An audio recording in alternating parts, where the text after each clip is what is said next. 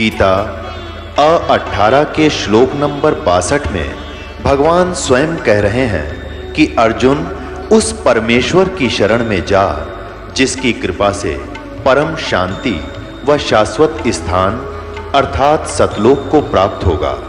वो परमेश्वर कौन है, कहाँ है, कैसा है, जानने के लिए कृपया अवश्य सुनिए जगत गुरु तत्वदर्शी संत रामपाल जी महाराज के अमृत वचन। परम पिता परमात्मा पूर्ण ब्रह्म सर्व सृष्टि रचनहार कबीर परमेश्वर जी की असीम रजा से आप चंद पुण्यात्माएं सत्संग सुनने के लिए उपस्थित हुए।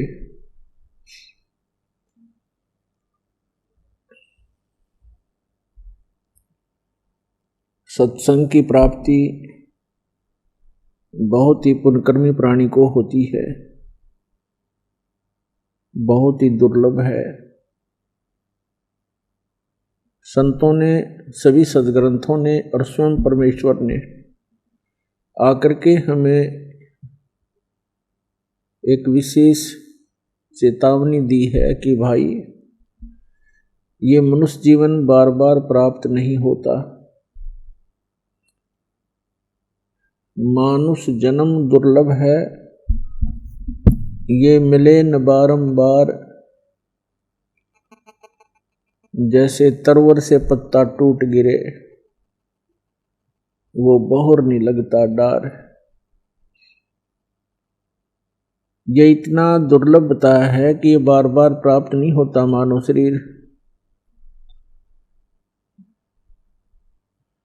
और एक बार आपके हाथ से ये छूट गया, मृत्यु होगी।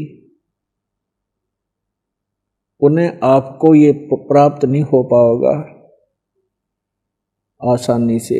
बहुत समय उपरांत कभी आपको फिर सुअवसर प्राप्त होगा मानव शरीर धारण करने का। और प्रत्येक बार मानव शरीर प्राप्त भी हुआ। मानव शरीर का उद्देश्य क्या है, इसकी जानकारी ना होने से, इसकी सफलता ना मिलने से असंख्यों जन्म भी मानव के मिल जाए, उनका कोई लाभ नहीं, यूज नहीं, व्यर्थ है। तो सत्संग में आने से पता चलता है कि मानव शरीर कितना इम्पोर्टेंट है, कितना बहुमूल्य है। और हम मानव शरीर को प्राप्त करके उसके उद्देश्य से अपरिचित होने के कारण हम असंख्यों मानव शरीर नष्ट कर चुके हैं।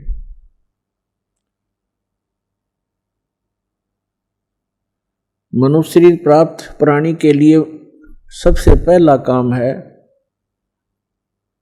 कि वो पूर्ण गुरु की खोज करे। और पूर्ण गुरु की पहचान क्या है,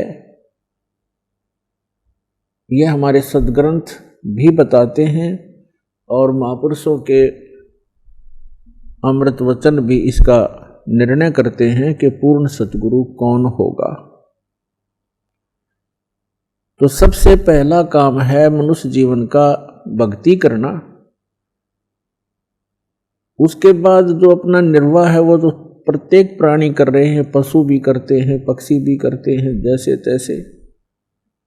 डाकू चोर भी निर्वाह करते हैं, शरीफ व्यक्ति भी अपना निर्वाह ही कर रहे होते हैं, राजा बनकर भी निर्वाह ही किया करते हैं। लेकिन मनुष्य जीवन की सफलता तब तक सुलभ नहीं है जब तक पूर्ण परम संत ना मिलेंगे और सत साधना प्राप्त नहीं होगी। सतगुरु मिल जाने के बाद, सच्चा सतगुरु मिल जाने के बाद फिर सर्व मानव शरीर के लिए आवश्यक मोक्षदायक वस्तुएं प्राप्त हो जाती हैं। तत्व ज्ञान भी मिलता है, वो रियल मोक्ष मंत्र, रियल वास्तविक मोक्ष मंत्र भी मिलते हैं। फिर साधक को याद दिलाया जाता है कि मनुष्य जीवन बड़ी मुश्किल से प्राप्त होता है। साधना काल के अंदर मर्यादा बहुत अनिवार्य होती है। तो सभी प्लस और माइनस पॉइंट, सभी फॉल पॉइंट्स बताए जाते हैं। और जो साधक सतगुरु के वचनों को आधार बनाकर अपनी भक्ति साधना जीवन रूपी सफर में यात्रा करता है, वो पुण्यात्मा सफल हो जाता है। तो सबसे पहले मनुष्य जीवन, उसके बाद गुरु पूरा हो, और फिर चेला भी सूरा हो। सूरा माने सूरवीर। सूरवीर का मतलब ये नहीं है कि लठ बजाने वाला हो, गोली चलाने वाला हो। सूरवीर उसको कहते हैं भक्ति मार्ग में जो संसारिक परंपराओं के सामने हथियार न डाले। क्योंकि भक्ति मार्ग की परंपराएं और समाज जो भक्ति नहीं करते वो व्यक्ति, उनके मर्यादा और परंपराओं में अंतर होता है। और भगत के लिए सबसे बड़ी बाधा है वो परंपराएं ही हुआ करती हैं। वो परंपराएं जगत के लिए तो ठीक होंगी, लेकिन भगत के लिए वो गलत होती है। इसलिए सभी महापुरुषों ने कहा कि लोक लाज मर्याद जगत की तरण जो तोड़ बगावे। जब कोई राम भक्त गत पावे, लोक लाज ना कीजिए निर्भय हो रही है, ये मन संतों दीजिए तो गोविंद पाइए। परमात्मा कबीर जी कहते हैं कि कुल करनी के कारण कुल अपने कुल की मर्यादाओं में फंसकर भक्ति मर्यादाओं को खंड कर देने से इस भक्त का जो जीवन वो नाश हो जाता है। उसके लिए परमात्मा कहते हैं कुल करनी के कारण हंसा गया बिगोए। बिगोए माने भक्ति नाश कर ली उसने अपनी, यदि कुल करनी की तरफ, मर्यादाओं की तरफ देखकर। और फिर ये कुल क्या कर लेगा जब तू चार पांव का हो? वही आपके मित्र, आपके रिलेटिव, आपके कुल के लोग उस समय आपको कोई सपोर्ट नहीं कर पाएंगे जिस समय आप मर्यादा भंग होने से पशु की योनि में चला जाएगा, गधे कुत्ते सूअर बन जाओगे। तो परमात्मा कहते हैं कि कुल करनी के कारण अंसा गया बिगो। और फिर ये कुल क्या कर लेगा जब तू चार पांव का हो? तो पुण्यात्माओं, यदि आपने इस मनुष्य जीवन को सफल बनाना है और युगों युगों से भटक रहे, कष्ट उठा रहे आपके जीव को बचाना है और सतलोक में एक सुखी स्थान, वो अमर स्थान प्राप्त करना है, तो अब सुअवसर है। सब आपको तत्व ज्ञान प्राप्त है, सत मंत्र आपको प्राप्त है। अब आपने देखना है कि आप कितना सफलता प्राप्त कर सकते हो, इसमें कितनी सफलता प्राप्त कर सकते हो। और जो संघर्ष करके सफल हो गए, सदा सदा के लिए सुखी हो जाओगे। अन्यथा जिस लोक में आप रह रहे हो वो लोक ठीक नहीं। इस जैसा गंदा स्थान कहीं देखने को नहीं मिलेगा अपने ऊपर के लोकों में। और जहां आप सच्चाई होना चाहते, आपको ये मालूम होते हुए कि ना जाने कब हम चले जाएंगे, मृत्यु हो जाएगी, और उसके बाद हमारी आंखें ऐसी बंद कर रखी है अज्ञानता से, हम यही कोठी और बंगले और बैंक बैलेंस, सारा दिन तगड़मबाजी, इसी में जीवन नष्ट कर रहे हैं। ये कोई जीवन है? और परमात्मा ने आकर के सब संतों, उन महापुरुषों को सतलोक दिखाया, वहां से वापस छोड़ा। उन महापुरुषों ने गवाही दी है कि ऐसा स्थान है जहां तुम सदा सुखी रहोगे, और वहां एक बार आपका जन्म होगा, फिर मृत्यु कभी नहीं होगी, आपका परिवार होगा। यहाँ तो पत्थरों के पहाड़ हैं, वहां हीरे और जवाहरात मोतियों के पहाड़ हैं, आपके ठोकरों में पड़े रहेंगे। जिस माया को आप यहाँ छुपाते फिरते हो वहां आपके चरणों में सदा रहेगी। किसी चीज का अभाव नहीं, कोई रोग नहीं, कोई कोढ़ नहीं। इतना सुंदर शरीर होगा, राग द्वेष नहीं वहां पर, क्योंकि शरीर दूसरा है, स्नायु तत्वों से नहीं बना हुआ, एक तत्व से बना हुआ है, नूर तत्व से। और वहां सदा सुखी, कोई टेंशन नहीं, कोई रोग नहीं, वृद्धावस्था नहीं, मृत्यु नहीं, यहाँ सारे ही दुख। और फिर भी हम यही चाहते हैं कि यहीं बने रहें और भक्ति मार्ग को पीछे कर देते हैं और संसारिक कार्यों को आगे रखते हैं।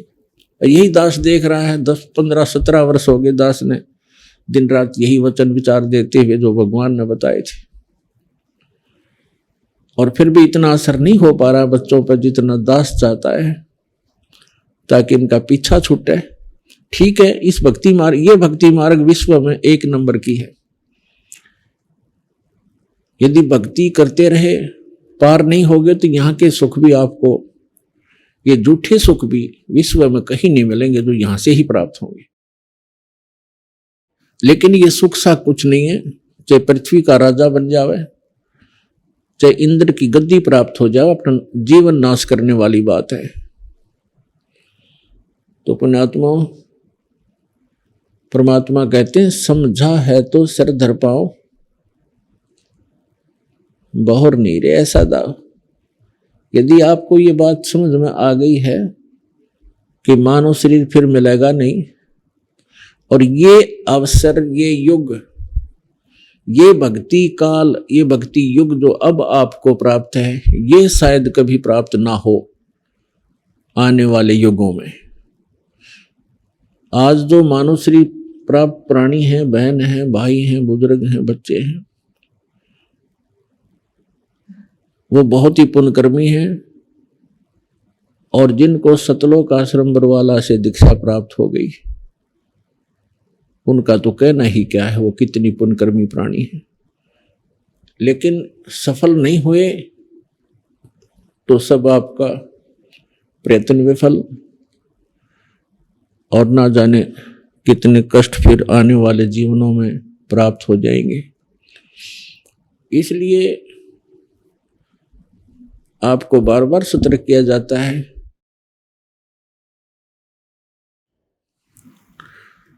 कि जिस लोक में आप रह रहे हो ये लोक ठीक नहीं।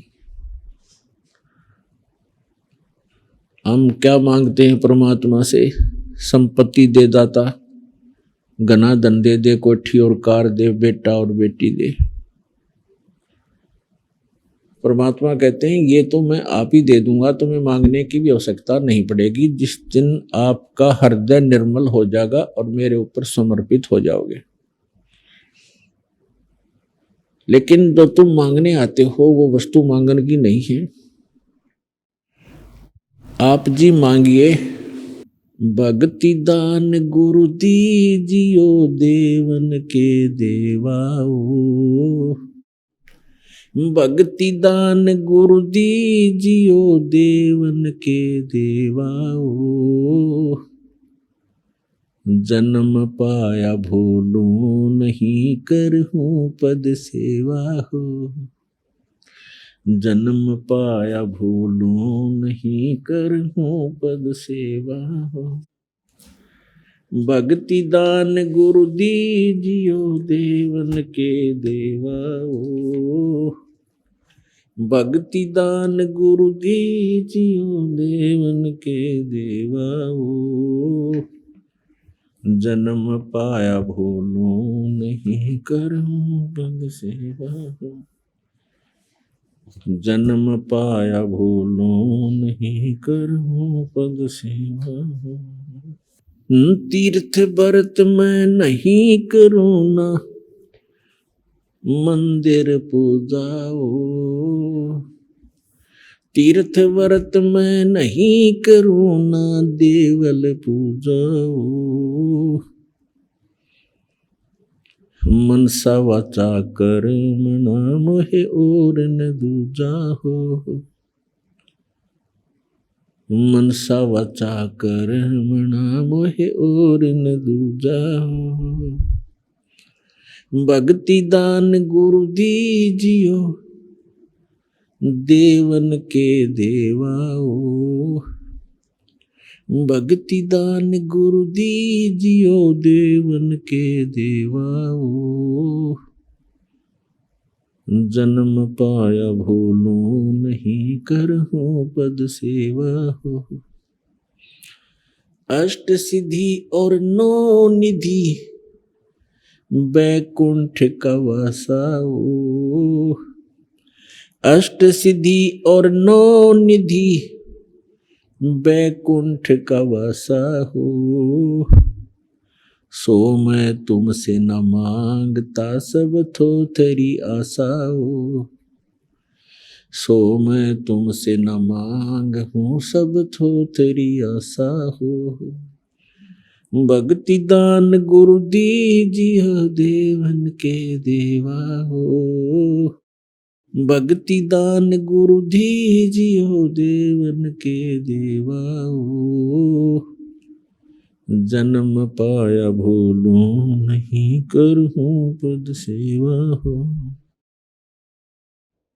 सुख संपत्ति परिवार धन और सुंदर नारी हो।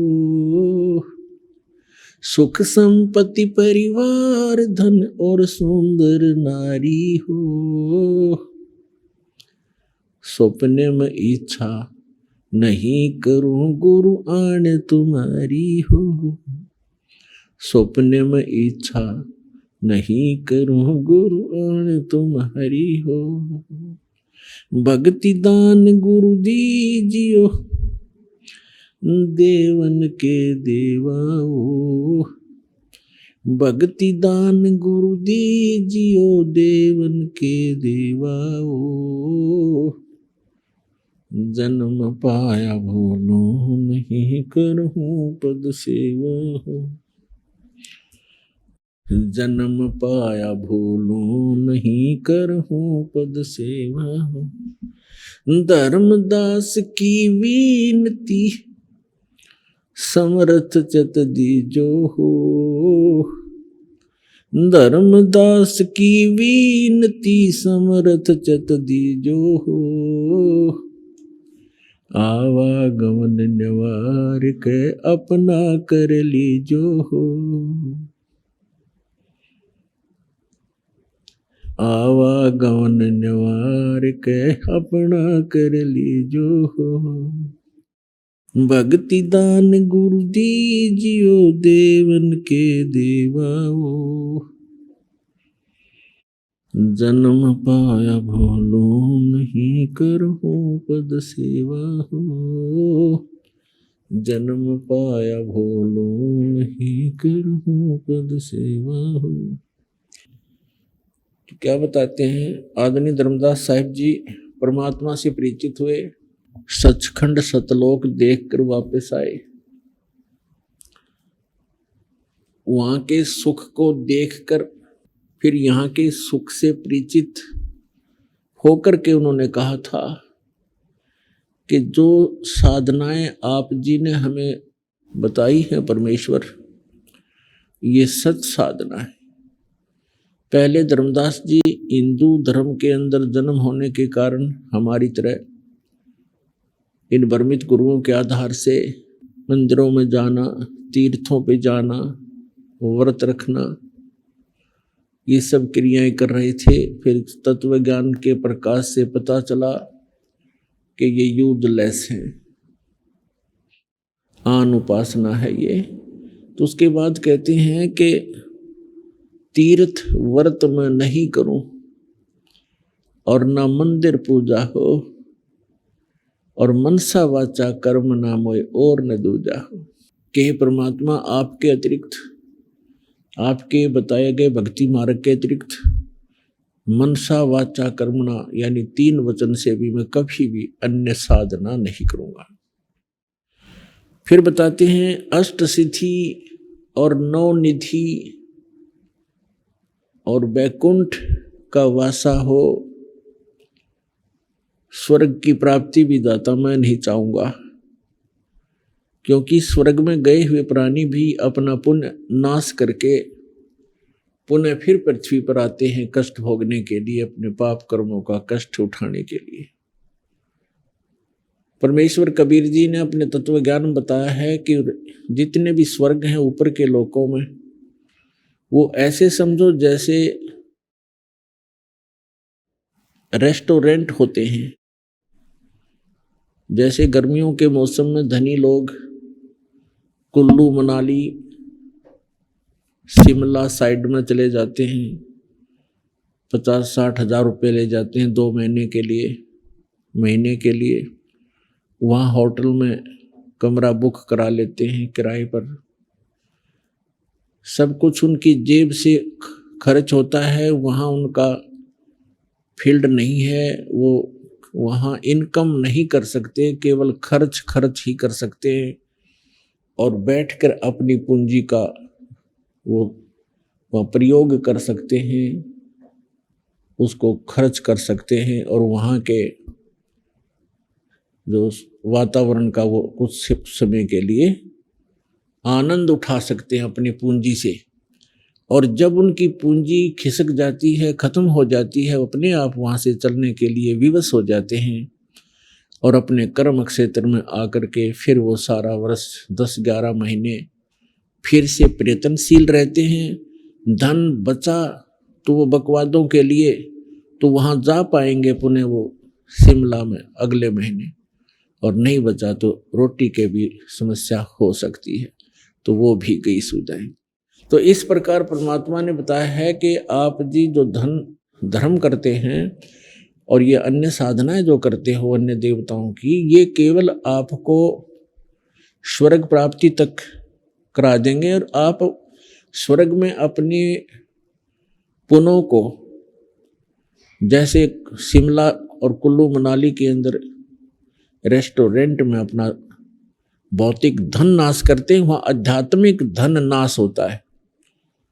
और वहाँ के होटल के मालिक जो भी देव हैं वो आपसे चार्जिंग लेते हैं आपके पुण्यों से और वहाँ का किराया लेते हैं, तब आपको वहाँ की सुविधाएं उपलब्ध करा देते हैं और अपनी पूंजी अपने पुण्य को नाश करके समाप्त करके प्राणी पुनः फिर यहीं पृथ्वी लोक पर गधे कुत्ते सुअर की योनि में भटक रहा होता है। तो यहाँ क्या बताते हैं कि अष्ट सिद्धि और 9 निधि बैकुंठ का वासा हो, स्वर्ग का निवास भी मुझे नहीं चाहिए। सो मैं तुमसे न मांग हूं, सब थोथरी आशा हो। ये सब थोथी आशाएं हैं, ये यूजलेस हैं, ये स्थायी सुख नहीं है। तो कहने का भाव है, परमात्मा कहते हैं सर्व सोने की लंका थी वो रावण से रणधीरम, एक पलक में राज बिराजी जम के पड़े जंजीरम। सर्व सोने की लंका थी रावण से रणधीरम, एक पलक में राज बिराजी फिर जम के पड़े जंजीरम। देखो, हम यदि किसी के पास 200 ग्राम गोल्ड हो जाता है तो फूला नहीं समावे, 6 जगह छुपावे हैं, और पता नहीं के सोचा फिर उसके बारे में यूं कर दूं यूं कर दूं। परमात्मा कहते हैं सर्व सोने की लंका थी और वो रावण से रणधीरम, एक पलक में राज विराजी और फिर जम के पड़े जंजीरम। मन तो सुख के सागर बसरे भाई और न ऐसा यसरे। आप तो 100-200 ग्राम सोना हो जाता वो तो घना मुश्किल से मिलेगा किसी के पास। बस इन्होंने सोचा पता नहीं क्या मिल गया मुझे, एक कोठी हो जाए, कार हो जाए, कोई फैक्ट्री बना ली। तो पुण्यात्मा यह भूल लगी हुई है आपके, इस संसार से वापस हटना पड़ेगा। आपने परमात्मा के ज्ञान को आधार बनाकर जीना पड़ेगा, तब आप सफल हो पाओगे। आपको यहाँ भी सुख मिलेंगे। यहाँ के सुख भी आपको तभी भगवान देगा जिसमें आप उस मालिक पर समर्पित हो जाओगे कि मनसा वाचा कर्मणा अमोई और न दूजा हो।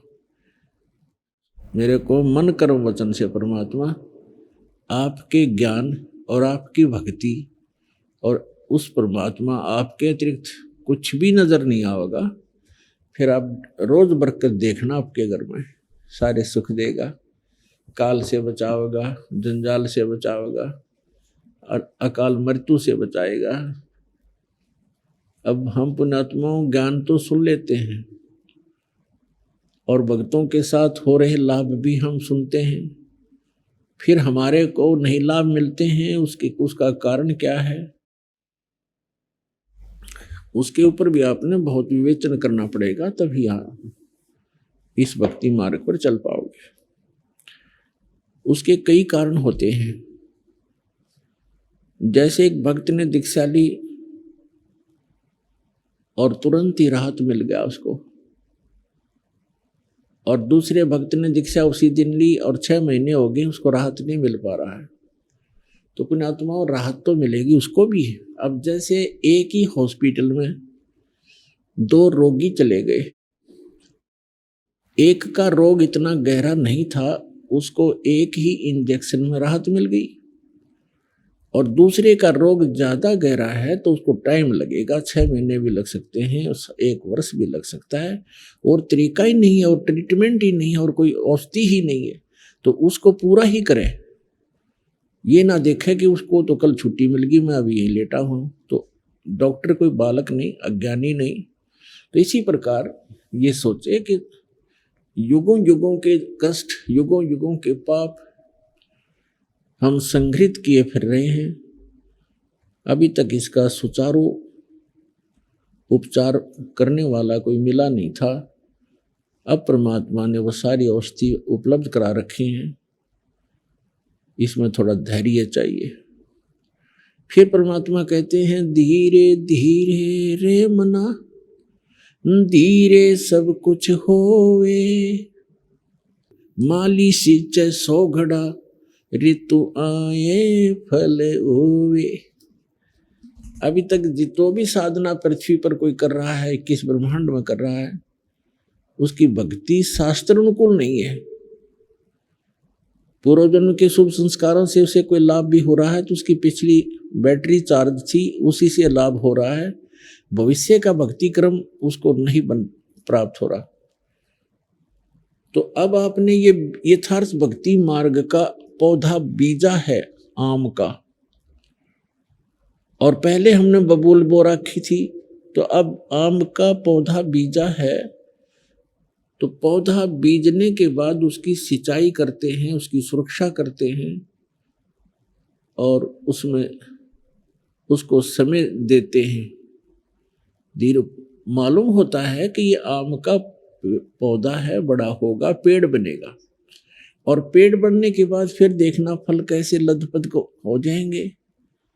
तो इसी प्रकार ये सत्य नाम रूपी आम का जो पेड़ आपने बोया है पौधा, इसको पेड़ बनने दो, जल्दी ना करना, फिर देखना। परमात्मा कहते हैं धीरे धीरे रे मना, धीरे सब कुछ हो, और माली सींचे 100 घड़ा। माली माने बुद्धिमान व्यक्ति जो उस प्रोसेस से परिचित है, सैकड़ों घड़े पानी डालता ही रहता है वो प्रतिदिन। तो 2-4 वर्ष के अंदर वो उसमें सैकड़ों घड़ा पानी डाल देता है और फल फिर भी नहीं लग रहे होते हैं, लेकिन वो परिचित व्यक्ति है उसका, वो हिम्मत नहीं हारता, उसको विश्वास है कि इसको फल लगेंगे। तो ठीक इसी प्रकार परमात्मा कहते धीरे धीरे रे मना, धीरे सब कुछ हो, माली सींचे 100 घड़ा, ऋतु आए फल हो। तो इस प्रकार पुण्यात्मा इस भक्ति मार्ग के अंदर सबसे पहले ज्ञान पूरा हो।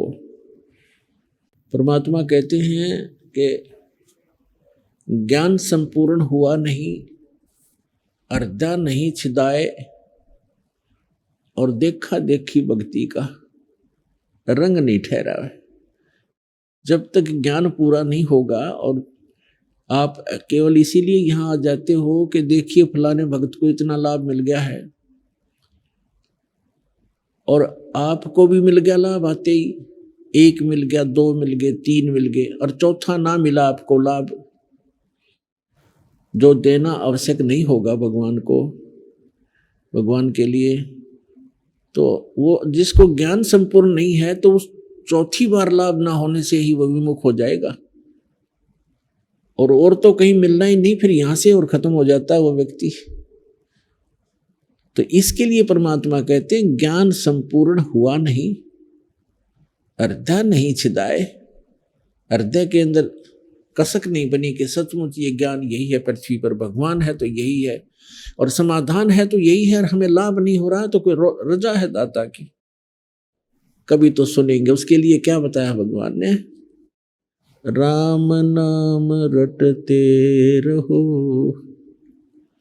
राम नाम रटते रहो, जब तक घट में प्राण, कभू तो दीन दयाल के हे भनक पड़ेगी कान। उसके लिए तरीका बताया है कि जो भक्ति दे रखे इसको करते ही रहना, और कभी तो दीन दयाल के कानों में भनक पड़ेगी, कभी सुनेगा गरीबों की, अवश्य सुनते। तो इस दृष्टिकोण से इस मार्ग को सफल बनाना है। और वैसे परमात्मा से कोई चीज छुपी नहीं है, उनको सब मालूम है मेरे बच्चों को किस वस्तु की आवश्यकता है और कौन सी कब देना है और ना देना है। तो हमने केवल एक हठ नहीं बनाना होता कि हमें ये काम हुआ तो ठीक है, नहीं तो भगवान नहीं है। परमात्मा जैसे डॉक्टर के ऑपरेशन थिएटर में आने के बाद मरीज की नहीं चलती, और वहां यदि मरीज अपनी चलाता है, डॉक्टर के ट्रीटमेंट में डिस्टरबेंस करता है, तो सफलता नहीं पाता। तो आप जी को जिस दिन दीक्षा मिल जाती है, आपका प्रवेश हो जाता है जन्म मरण के रोग काटने वाले हॉस्पिटल में,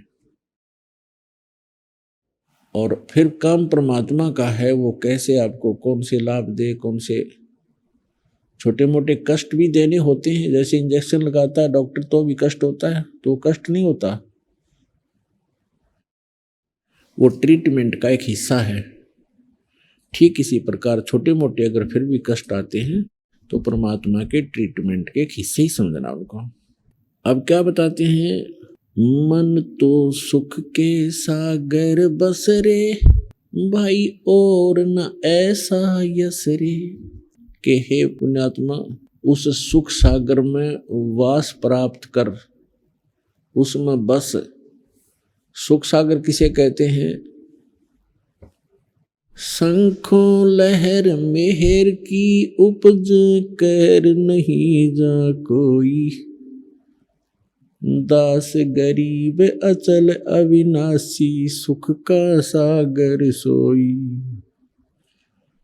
शंखों लहर मेहर की उपजे, वहां कहर नहीं जा कोई। उस सतलोक के अंदर शंखों लहर मेहर की उपजे। अब जैसे कभी कभी जब एकांत में बैठे हों, मन भगवान के चरणों में लगा हो, एक ऐसी हिलोर उठती है अंदर से, जैसे सारा विश्व अपना सा लगता है। कोई दुश्मन दिखाई नहीं देता, चाहे किसी ने कितना ही सता रखा हो हमारे को, सब अपने से लगते हैं। तो उस समय वो मेहर की लहर थी कि सबके ऊपर दया बन गई थी, और कुछ क्षण के बाद वो चली जाती है वो लहर, फिर वही का वही खचड़ा भर जाता है। उसने ऐसे कर दिया, उसने ऐसे कर दिया, वहाँ हानि होगी, वहाँ लाभ होगा, ऐसे करूंगा, वैसे कर दूंगा। वो कहर की लहर शुरू होगी फिर। तो परमात्मा के प्यारे हंस गरीबदास साहिब जी बता रहे हैं कि मैं सतलोक गया कबीर भगवान के साथ, और परमेश्वर कबीर जी ने मुझे फिर सतलोक सचखंड सुख सागर दिखाकर वापस छोड़ा, उसकी महिमा सुना रहे हैं। तो वहां कहते हैं शंखों लहर मेहर की उपज और कहर नहीं जा कोई, और दास गरीब अचल अविनाशी। सुख का सागर सोई, अचल कभी नाश में नहीं आता, अविनाशी है, सदा रहने वाला शाश्वत स्थान है वो, और वहां कोई कहर नहीं है जीव पर। तो परमात्मा गरीबदास साहिब जी कह रहे हैं कि मन तू सुख के सागर बसरे और ना ऐसा यश रे। अब यहाँ की फोकट महिमाओं को आप उस यश मानते हो, जैसे कोई अच्छा धार्मिक या कोई राजनेता हुआ है, उसने किसी वर्ग विशेष के लिए कोई अच्छा काम कर दिया है, अच्छी बात है। राजनेताओं का, धर्म नेताओं का काम तो परमार्थी होता है, अच्छी बात है। और वो भक्ति ठीक कर नहीं पाए तो उनका स्टैच्यू बना दिए जाते हैं, उनकी यादगारें बनाई जाती हैं, उनके ऊपर उनकी मूर्तियां रखी जाती हैं, वर्ष भर में उनके ऊपर मालाएं फूल चढ़ाए जाते हैं और उनकी खूब आदर सत्कार किया जाता है। उनका बहुत बड़ा यश चल रहा होता है, महिमा। तो परमात्मा कहते हैं कि जो सत भक्ति नहीं करता, चाहे प्रधानमंत्री हो चाहे राष्ट्रपति हो, सारी पृथ्वी का, तो अगले जन्म में वो मनुष्य जीवन नहीं प्राप्त करता, पशु योनि में जाता है या पक्षी की योनि पाता है, अन्य प्राणियों की योनि प्राप्त करता है। और यहां तो उसकी मूर्ति की महिमा हो रही है, उसके ऊपर धूप दीप लगाए जा रहे हैं, मालाएं डाली जा रही हैं एक वर्ष के अंदर, और वो मनमाना कौवा बन के उसी मूर्ति, अपनी मूर्ति के ऊपर बीट कर रहा होता है। तो ये खाक यश है।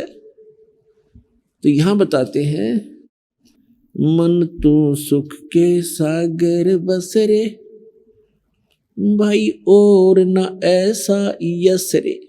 इसके बराबर कोई यश नहीं, कोई महिमा नहीं तेरी, तो यहां से पीछा छुटवा ले, सतलोक में चल, वह सदा सुखी रहेगा, और न ऐसा यश रे। सर्व सोने की लंका होती रावण से रणधीरम, एक पलक में राज बेराजीव जम के पड़े जंजीरम। मन तू सुख के सागर बसरे भाई और न ऐसा यश रे। मन तू सुख के सागर बसरे भाई और न ऐसा यश रे। उदय अस्त बीच राज चले थे ऐसी जन ठकुराई। उदय अस्त बीच चक्कर चले थे ऐसी जन ठकुराई। चुन कर ईश्वर कल्प करी जा खोज न पाया राई। मन तू सुख के सागर बसरे भाई और न ऐसा यश रे। मन तो सुख के सागर बसरे भाई और न ऐसा यश रे। 60,000 सगड़ के होते कपिल मुनीश्वर खाए। 60,000 सगड़ के होते कपिल मुनीश्वर खाए। एक पुत्र उत्तान पात का स्वर्ग में पद पाए। मन तू सुख के सागर बसरे भाई और न ऐसा यश रे। मन तू सुख के सागर बसरे भाई और न ऐसा यश रे। भाई राम नाम पर लाद पढ़े थे एरणक से पूना भाई। राम नाम प्रहलाद रटे थे एरणक से पूना भाई। नरसिंह रूप धरे नारायण खम्ब पाड़ के आए। मन तू सुख के सागर बसरे भाई और न ऐसा यस रे, मन तो सुख के सागर बस रे। भाई और न ऐसा यस रे। नामदेव नाम निरंजन राते, जाकी छान छवाई। नामदेव नाम निरंजन राते, जाकी छान छवाई। एक पलक में देवल फेरा, वह मर्तक गौ जवाई। मन तू सुख के सागर बस रे। भाई और न ऐसा यस रे, मन तो सुख के सागर बस रे। भाई और न ऐसा यस रे।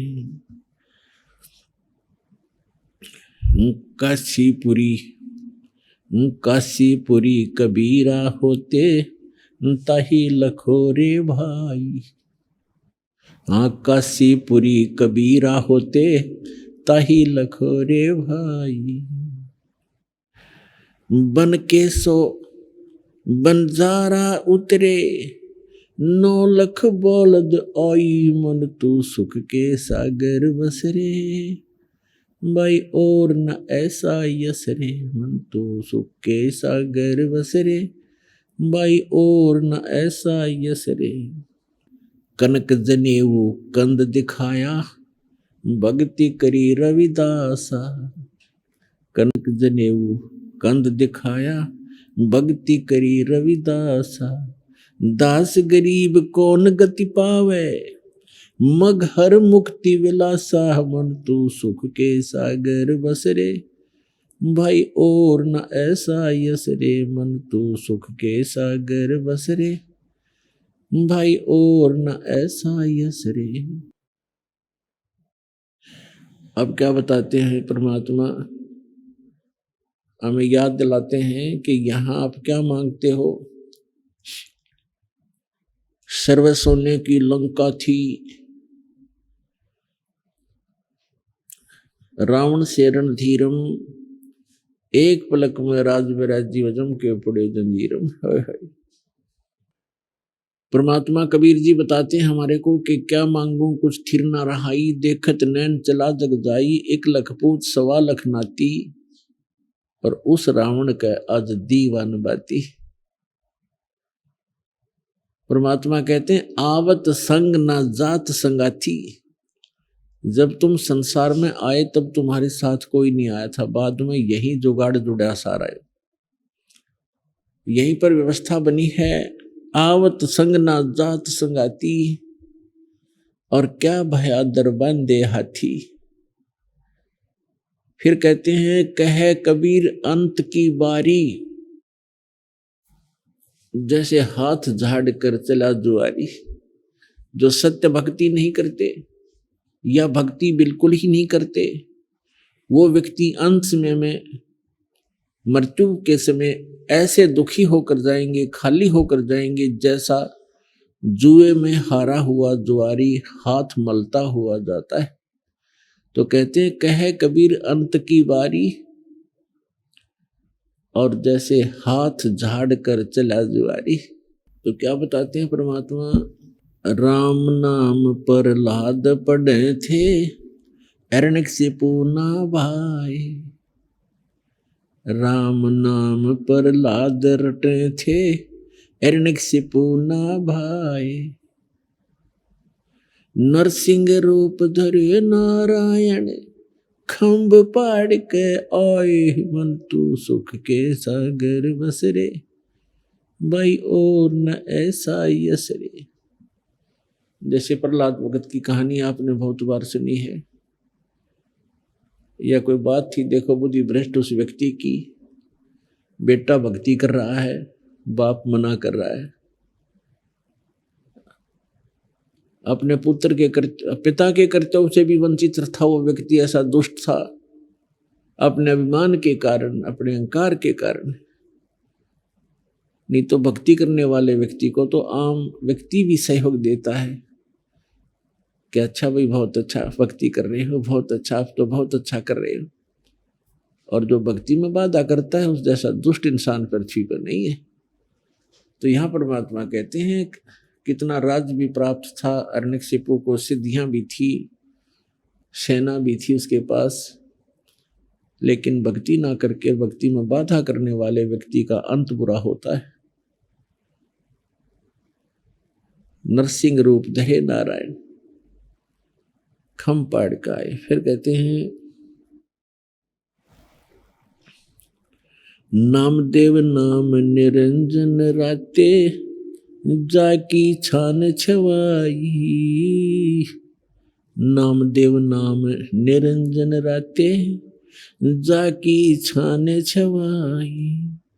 एक पलक में देवल फेरा, वो मर्त्यक गौ जवाई। मन तो सुख के सागर बसरे, भाई और न ऐसा यसरे। अब क्या बताते हैं कि देखो जो भक्ति करते हैं परमात्मा उनके अंग संग रहते हैं, लेकिन हम औपचारिकता ज्यादा करते हैं, डिमांड भी ज्यादा करते हैं। सच्चे दिल से, सच्ची भावना से, सच्ची लगन से हम भक्ति ना करते भगवान की, तब तक दाता आपको विशेष राहत नहीं देता। राहत तो देते हैं, विशेष नहीं दे पाते। जैसे एक नामदेव नाम के महापुरुष थे और छिपा जाति में थे। वो छिपा जाति, छिपी जाति इसको दर्जी, और पूर्व संस्कार थे, बहुत अच्छे पुण्यात्मा थे। पुण्यात्मा ही भक्ति के लिए भटकते रहते हैं, कोई न कोई साधना वो करते ही रहते हैं। अपने आत्माओं जैसे नामदेव जी के माता पिता विट्ठल भगवान के पुजारी थे और पत्थर की मूर्ति बना रखी थी। जैसा भी कर्मकांड उनको बताया था वो एक औपचारिकता प्रतिदिन किया करते थे नियमित, कि प्रतिदिन सबसे पहले दूध निकाल कर गायों का भगवान विट्ठल की मूर्ति के सामने रखते थे, पर्दा लगा देते थे, और कुछ देर के बाद उसको उठा करके अपने सारे दूध में मिला करके अन्य भोजन में प्रसाद बनाकर वो खा लेते थे। एक दिन माता पिता को किसी कामवश एक हफ्ते के लिए बाहर जाना पड़ गया। नामदेव बालक ही था, 10-12 वर्ष का लड़का था। तो उन्होंने कहा कि बेटा आप घर पे रहना, भगवान विट्ठल को भोग लगाना, दूध सुबह सुबह दूध का भोग लगाना भगवान को, और पीछे भोजन करना बेटा। भगवान को भोग लगाए बगैर भोग आपने भोजन नहीं करना है, ऐसे याद रखना। कच्छा पिता माता पिता चले गए। सुबह स्नान करके नामदेव जी ने कटोरा दूध का भर के भगवान विट्ठल की मूर्ति, पत्थर की मूर्ति के सामने रख दिया और करबद्ध खड़े हो गए कि भगवान विट्ठल भगवान भोग लगाओ, विट्ठल भगवान भोग लगाओ। अब उसको पूरे प्रोसेस का पता नहीं था कि कुछ देर में उठा करके माता पिता डाल लेते हैं अपने अन्य भोजन में।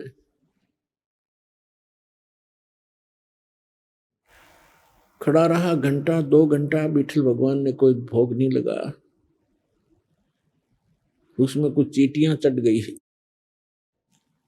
तो उसने सोचा भी हमसे भगवान प्रसन्न नहीं है मेरे से, और उस दूध को वहां से उठा लिया।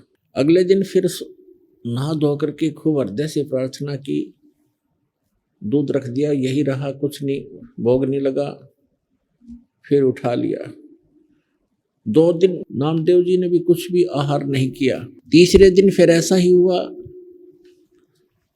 बच्चा था, भूख से बहुत व्याकुल हो गया और कहा भगवान जब तक आप भोग नहीं लगाओगे, मेरे माता पिता का आदेश है।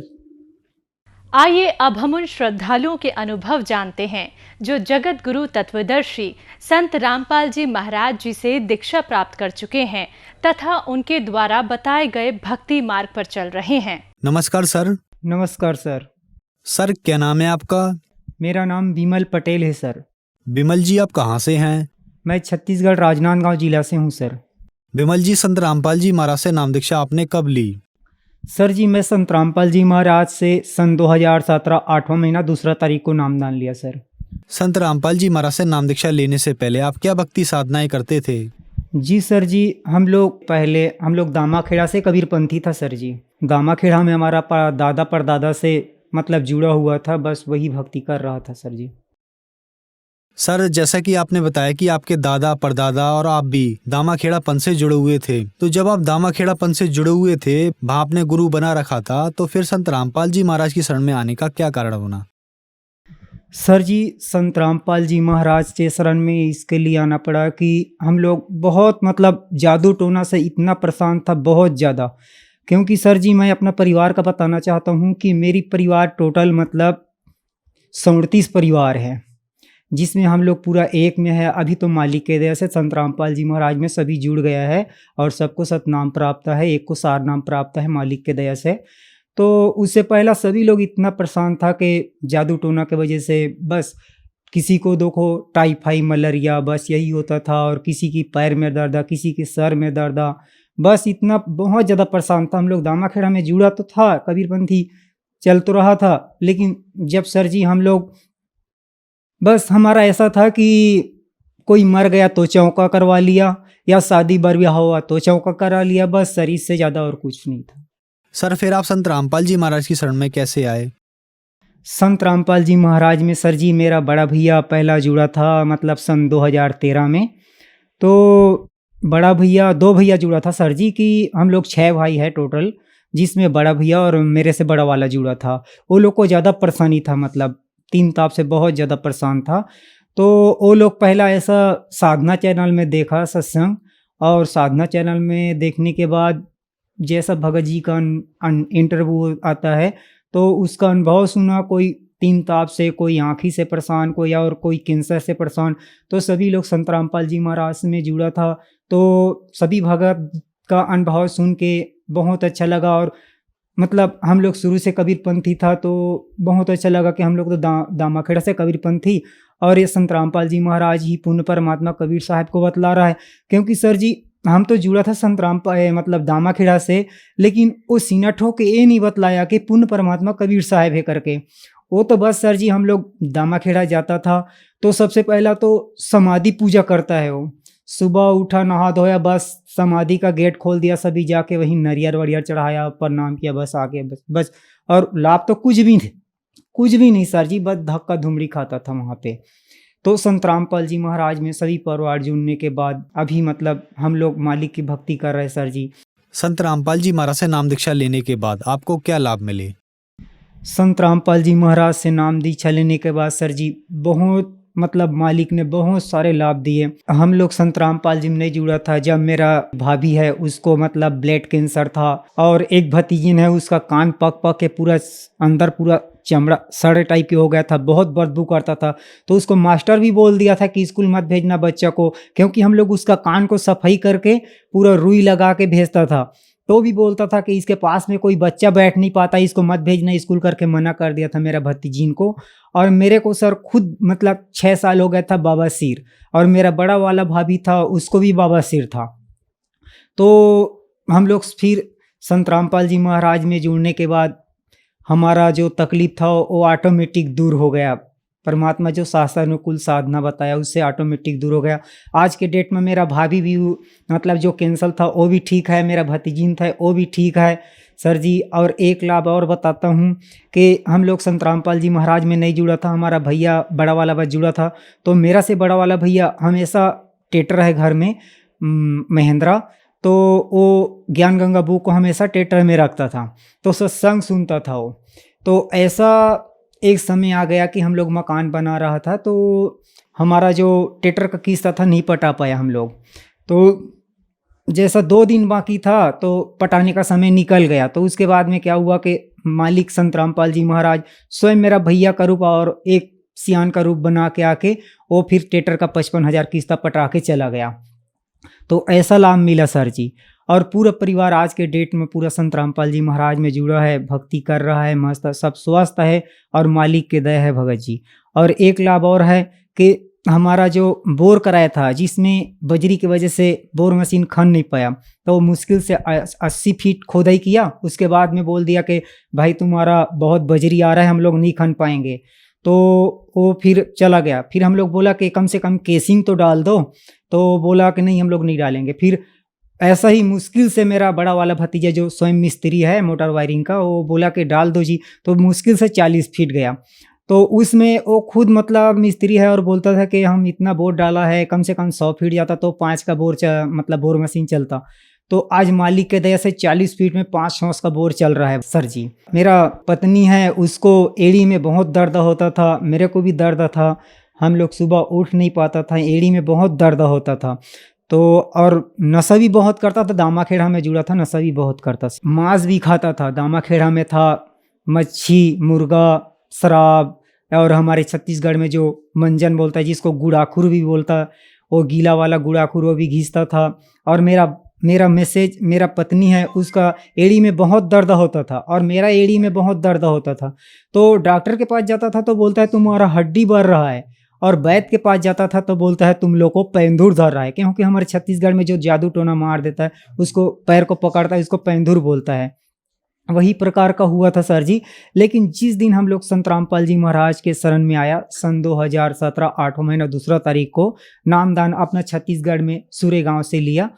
तो उस दिन से हम लोग तो रोते गया था सर जी, क्योंकि मैं ब्रह्मा कुमारी में भी जुड़ा था, भैया लोग आश्रम में भी जुड़ा था।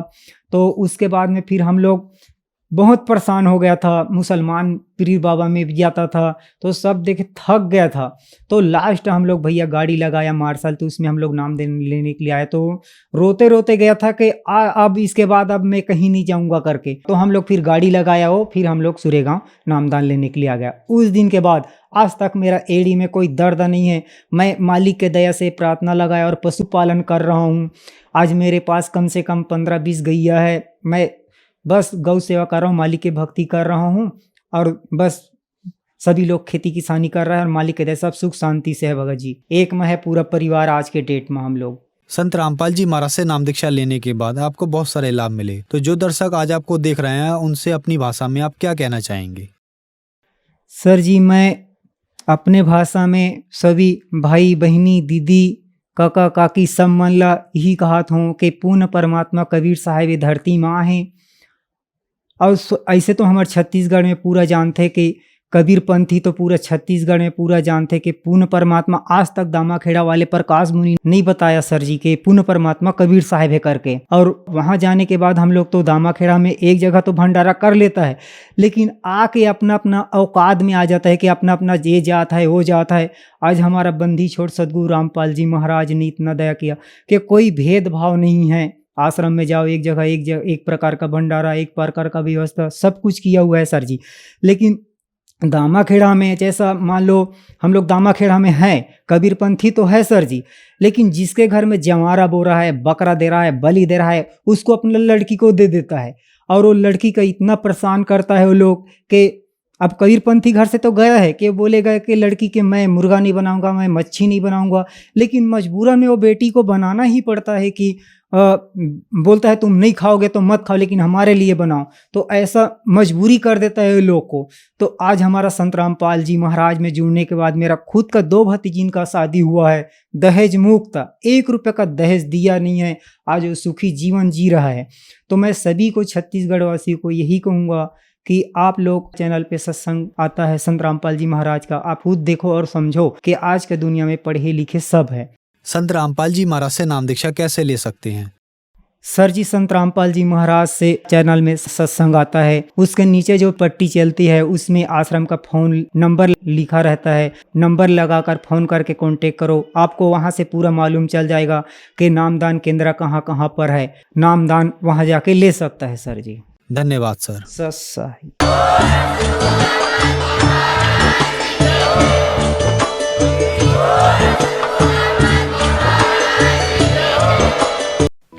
आप सुन रहे थे जगत गुरु तत्वदर्शी संत रामपाल जी महाराज के मंगल प्रवचन। अधिक जानकारी के लिए संपर्क करें।